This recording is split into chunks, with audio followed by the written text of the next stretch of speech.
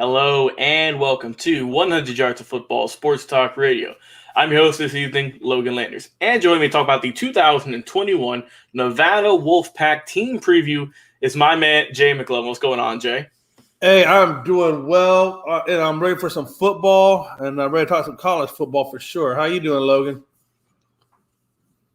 Hey, can't complain one bit, man. Ready to talk about this Wolfpack team. But before we get started, though, if you guys enjoy this content here today, whether you're watching us live on Facebook, YouTube, or Twitch, first off, thank you so much for tuning in. And also go check out our podcast. We upload daily episodes talking about anything and everything football related. So, Jay, let's get things rolling, man, with this Wolfpack. What you like about them coming into 2021? You know, the biggest thing I like about it, number one, they finished second in the Mountain West last year. They gave up, 441 yards and 31 points. But they got all 11 starters back, Logan. When you get all your 11 starters back, you get all that experience back. And you already know you finished second last year, so all you can do now is improve upon that. So I expect them to do very well this year coming out the gates. Like I said, the quarterback, Carson Strong, what I like about him is he doesn't turn the ball over a lot. He gave up he scored 27 touchdowns last year, but he only turned the ball over 4 times, Logan. And to be honest with you, if you can limit the turnovers, that's a huge plus already on the offensive line. And I like the biggest thing I like about their O-line is it's built around 6'5", 310, all-star tackle Aaron Frost. And y'all know that, if you got a good left tackle that can protect your blind side, well, then that's just going to make your life a lot easier as the quarterback. So those are some of the key things right off the bat, I guess, that I really like the most about this team, Logan. Yeah, I mean, like you said, this team was just almost at the cusp of getting to that Mountain West championship game.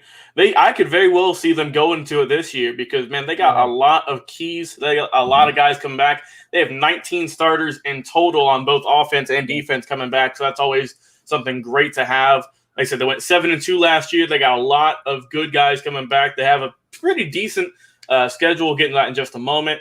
But what I like about him, like you said, they got, Strong at the quarterback position, who's a solid QB who you want, who can throw the ball well, who doesn't throw that many turnovers. He won Mountain West Offensive Player of the Year last year. Let's not forget that also. So this guy has a lot of good tools. And he's got a great receiving core with him, too. He's got Romeo Dowds, who got over 1,000 yards last year. He's also getting his guy, Elijah Cooks, who didn't play much last year, but in 2019, he almost had 1,000 yards as well. So that receiving core, as well as strong quarterback play, is going to make this offense dynamic. But let's go over to the defense side of the ball. What do you like going over there? Because, man, they got a lot of veterans coming back on that D-line as well. They got a lot of veterans. What do you think? Yeah, they got 10 starters that are expected back. They were solid against the run last year. They only gave up 30 points in 13 games, and that's quite an accomplishment. I mean, honestly, that's 30 points in 13 games. That's really not a whole lot. So I like the fact that they're solid against the run. I like the fact that their all-star defensive tackle Don Peterson is back, as well as Don Peterson and their Sam, and I'm gonna say Sam Hammond, their defensive end, are back. They don't have a lot of size, but what they do have is experience and depth, and that's always a plus. Obviously, you look at their secondary. They got Tyson Williams, second on the team with 56 tackles. They got a couple of transfers in Sanders and Forrest. And Isaiah I'm gonna say his name wrong. Isasimi. Yeah, there you go. How do we say that? Anyway, I'm gonna call him Isaiah. I'm gonna call Isaiah E. They got Isaiah E. And they got veteran Robbins to anchor down that cornerback with cornerback Davis down there. So to anchor it down. So I like the fact that they got a lot of veterans coming back. I like the fact that they can stop the run. I like the fact they don't give up a lot of points. And I think, you can look at their linebacking core, which is also another. They run a 4-2-5 offensive scheme. So they have really good really good linebackers in Hall, who led the team with 65 tackles. And then you got Dayan Henley, who had 49 stops on the outside. So they have a lot of depth at that position. They do a lot of great things against that run. They do a lot of great things against the pass. They just don't give up a lot of points. And I think, if you have a defense that doesn't give up a lot, and you have an offense who doesn't give up a lot in terms of turnovers, I mean, that's a huge win right there. And I think that's what's going to propel them. I think they're going to propel them into first place in that Mountain West.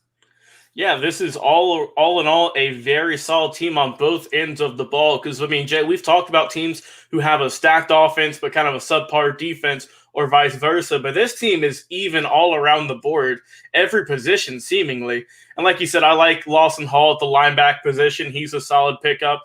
The D-line, which is just full of seniors who have done a lot of good work for the Wolfpack. And the secondary, like you said, you got Robbins, who's hopefully going to have a breakout year. So I think that I'm with you, Jay. I'm going to agree with you. This team is going to be competing for that championship game at the end of the year for their conference. But let's go ahead and look at the schedule real quick and see some of the opponents that they're facing.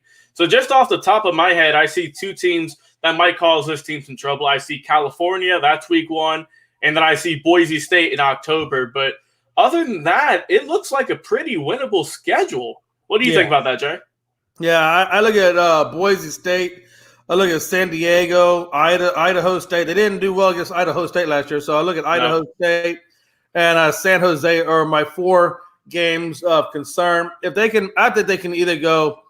I think they can go probably 9-4. Honestly, I think they can go probably 10-3 or 9-4. The key to their offense is, they're just going to have to focus more on the run game, and they're going to have to get that run game up and going. And they're going to, on the key on defense, they have to be tighter and more. They need more big plays. So they just need to tighten up on the defense a little bit more, just a little bit, and get more big plays. And I think that team's going to do just fine. I think the key to their success is going to go around offensive tackle, Jason Gardner. And I think that as long as that tackle position in Gardner is good, then I think that team is going to be successful. 9-4 is a very realistic goal for those guys. I could even maybe see them squeezing out 10-3, just depending on how the 4 games I just mentioned play out.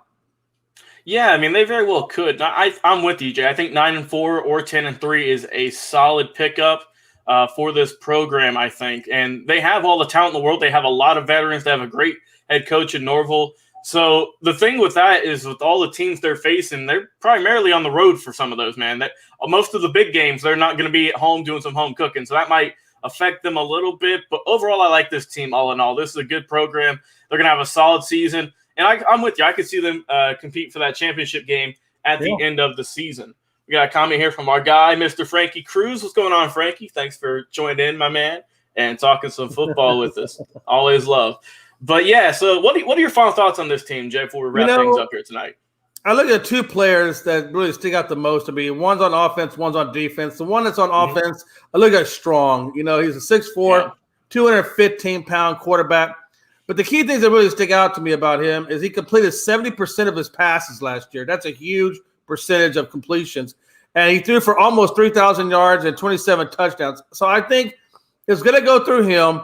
As long as those offensive tackles continue to give him good pass protection and the offensive line gives the run game, clear holes to get through, I think that team is going to do phenomenally well. On the defensive side of the ball, I look at linebacker Lawson Hall.